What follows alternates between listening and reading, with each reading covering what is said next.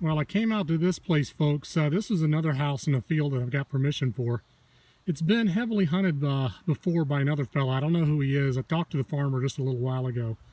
He said he's been out here a number of times. He's never seen what he's found, but he said he's been out here a lot of times digging, so he must be finding something good. The signals are few and far between, but I just got something killer, folks. So there's still stuff good here. Check this out. Down in the hole. Look at that. It was screaming. I thought it was going to be junk, but look, it's like a belt buckle. Look at the back attachment. And then when you turn it over, unfortunately I dinged it right there, but look, it's got like a woman standing with a banner and like a, is that like a bird on the top? And then look, a lady with scales. I got to figure out what that is and I have to be very careful. It's cracked right there, and I didn't do that. That's already been like that. It was really deep in the ground. What a killer find. I'm going to have to be very careful and see if I can straighten that back out. I have no idea what it is. It's some sort of really early belt buckle or breastplate or something. Who knows? I think it's a belt buckle. But that is a killer find. This house is here in at least back into the 1850s.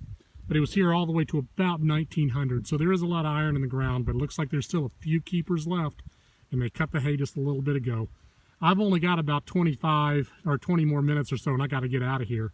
But I'm going to run this by the farmer and show it to him because it's just a killer find. So if I don't get it cleaned up, I'm going to get a shot of it here, and at least I'll know what it is. But that is a killer find.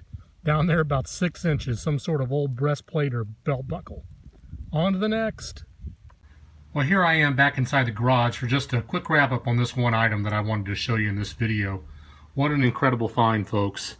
What this is an 1850s era New York militia or Civil War belt plate.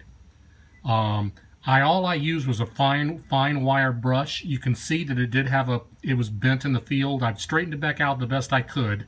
I'm not sure if I'm going to get it restored or not. There was a plow blade slash in there. That's not from me. And a couple of my friends online were able to ID it for me and get the context in there. I thought it was Civil War when I dug it, but I wasn't sure. It certainly could be Civil War, maybe just a little bit earlier. It's got Liberty here on the left, the Scales of Justice on the right, Excelsior, which is the New York State motto. This whole emblem here with an eagle on top of a globe with the sunshine rays overlooking the Hudson Valley. And then on the back you can see the standard clip for the belt buckle and the attachment where the little slot where the belt would go through. So just an incredible find. So I started to go and research a little bit about this gentleman, and this was discovered in Vermont. So I'm not exactly sure what happened, but doing some research online, and you can find all sorts of Civil War records online about military service and things of this nature. The man's name at this house was James Gregory.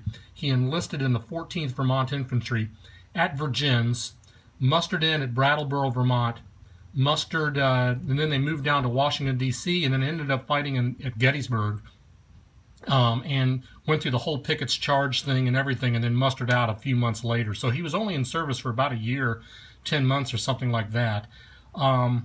What a New York militia belt plate is doing at the Civil War Vermont vet's house, who knows?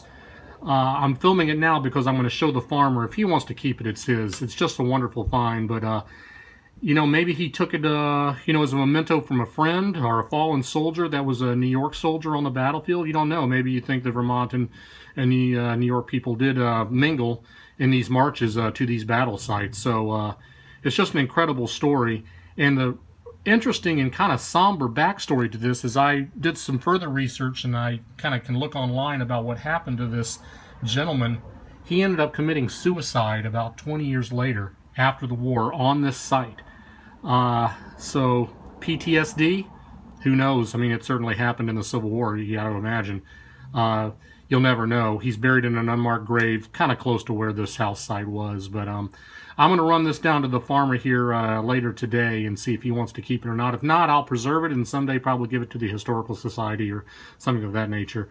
But just a wonderful find, and I wanted to share that with you folks, seeing I dug that out of that site. A very surprising find, seeing that it had been metal detected before, but the guy that had detected it before obviously left me one stellar gem, folks. All right, that's it for this short video. I appreciate you joining me, and remember to get out there and dig it all, folks. It's waiting in the ground for you to find. This is BTV Digger.